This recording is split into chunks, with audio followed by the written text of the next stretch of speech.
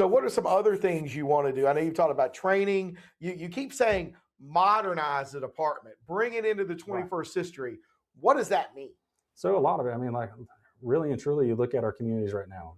I know that there is a need, whether it's police athletic league, a cadet program through the school system, just getting back out there into the community and really start cultivating. That's part of the recruiting thing too.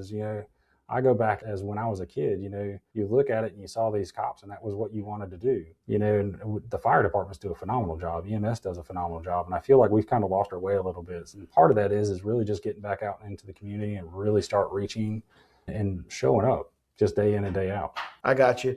So what other ideas do you have for the sheriff's department? You've talked about better equipment. I've heard you talk about that. What type of better equipment do you think they need?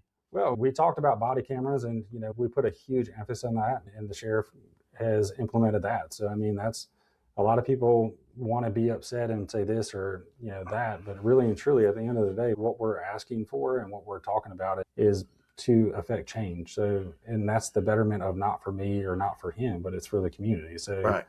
We've talked about license plate readers and they have license plate readers. I think we need to implement a little bit more of those, just especially in this, because as of the theft issues, Right.